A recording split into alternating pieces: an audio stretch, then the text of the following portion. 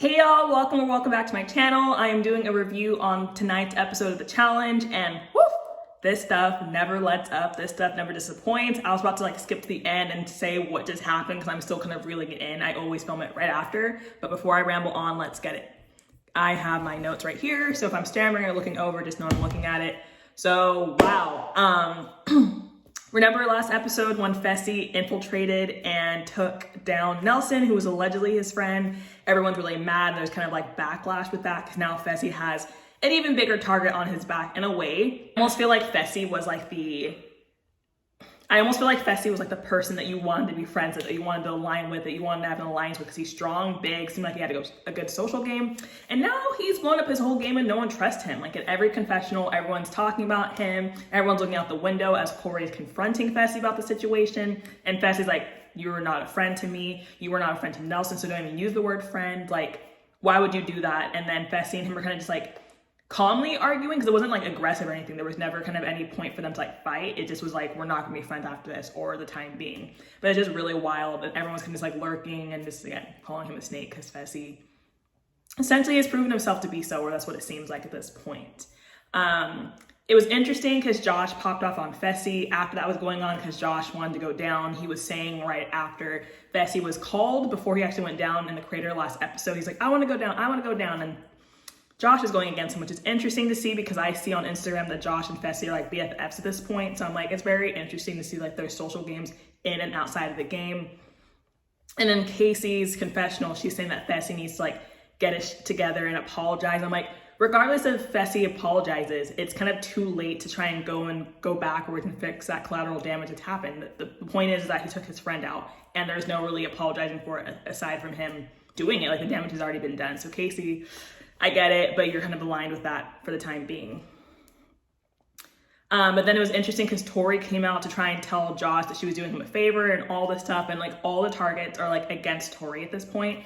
And it's interesting how it's against Tori because Tori and Devin are a partner unit, but everyone's blaming Tori, which is a weird thing. I don't know if it's because Tori first said Fessy's name and then Devin followed suit with it, or they just assume that they're aligned together because everyone sees that they have some sort of chemistry despite her being engaged to Jordan at this point.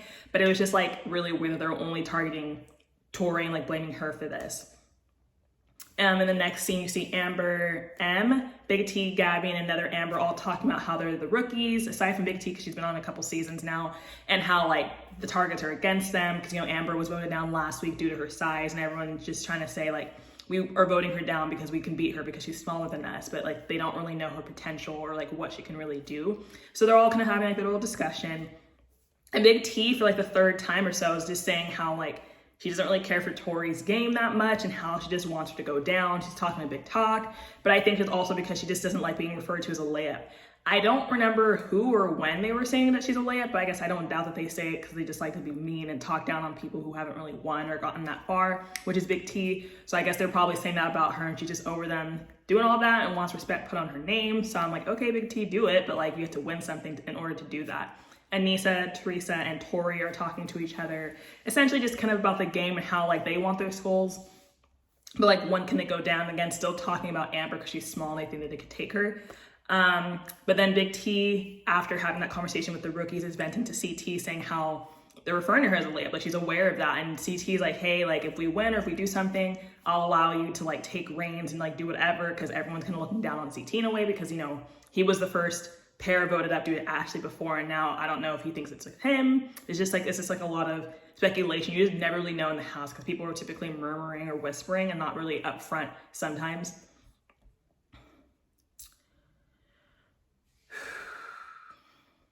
Oh yeah, so the competition happens. It is competition agent down. Right before this happens, we see an agent is down. TJ announces that Natalie is leaving. Natalie was the first and only girl to get her gold skull, and she says it's due to a personal reason. I went on Instagram, she was pregnant.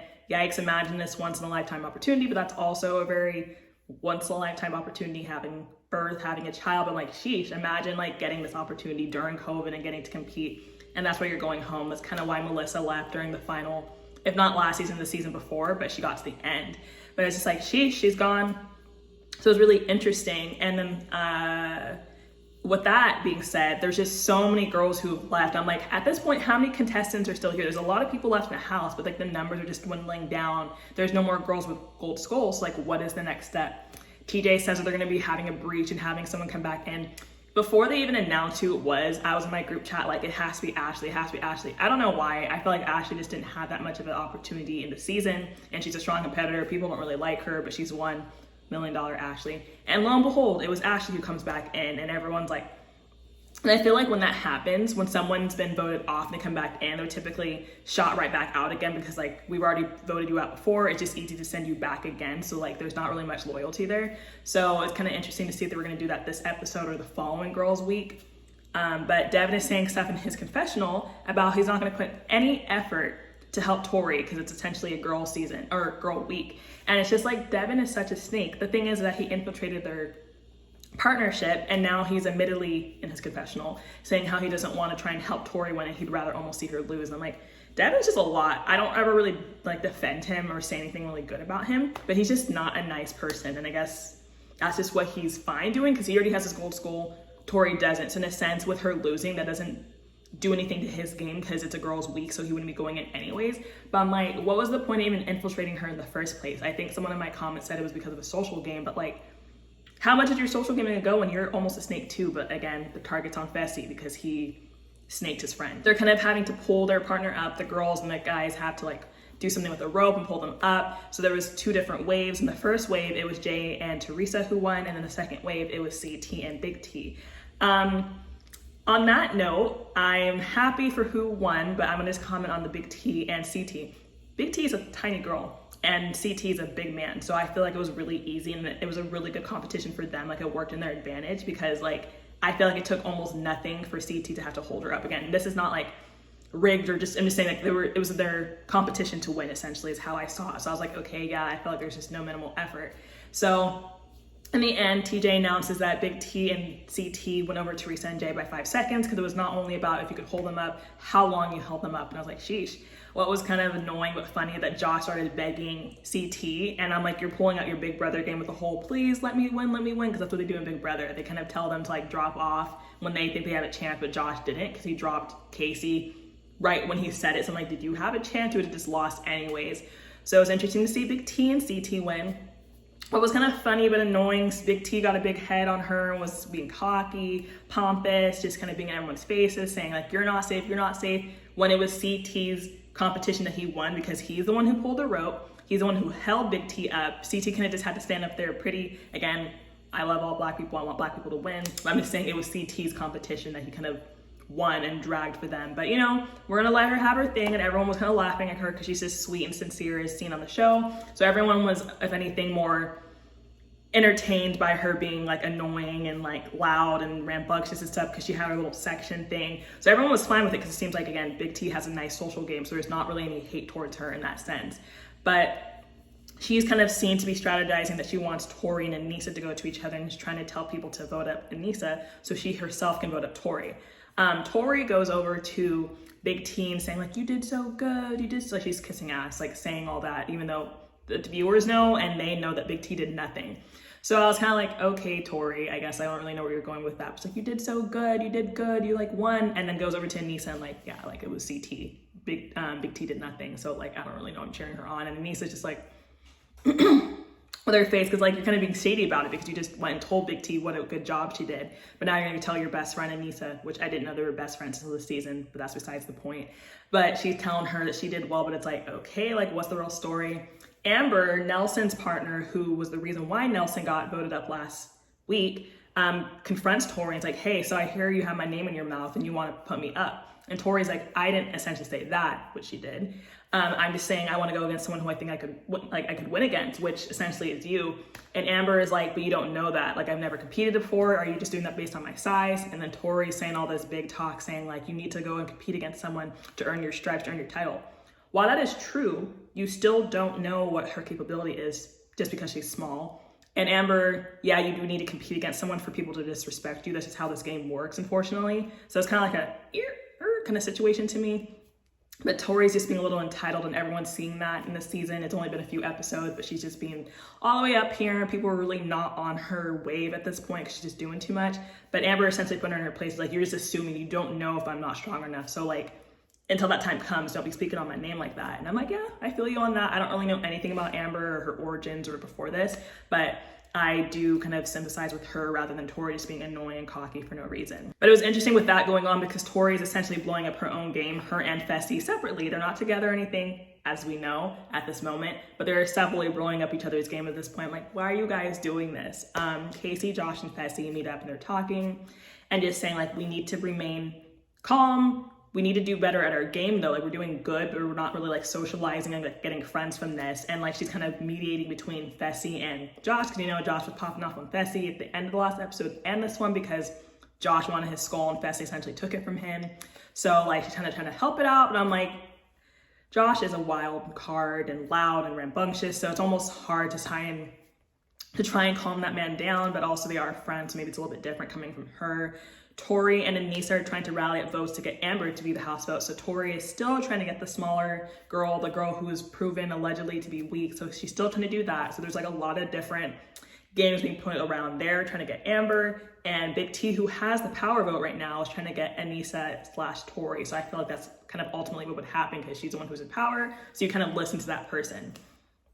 But Lolo is now telling Lolo is now telling CT that she wants the skull for herself, and if he could throw her a bone and let her go in. And CT is kind of talking in his confessional saying like, hey, I can get some clout. If I can get some like names and respect on my name again, I'll put Lolo if she wants it. So like, Big T's kind of on that wave because they talk about it later. And it's like, okay, I'm for it if like that's what comes down to. So Lolo kind of wants to go. Anissa wants to go, but Anissa and Tori don't want to go against each other. Tori wants to go against Amber. Like, there's like a lot of names who are being thrown around before the little confessional happens.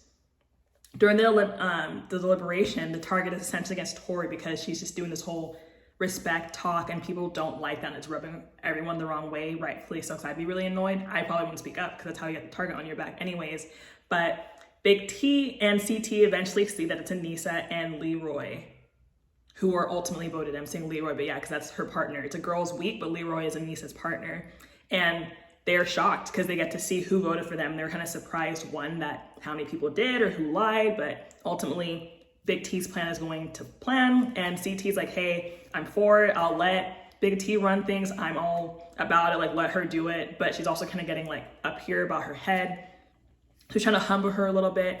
But because Natalie is gone, there's 5 skulls again. They kind of threw Natalie's skull back because it doesn't make sense to waste it on her when she's gone. And Tori and Devin were voted down.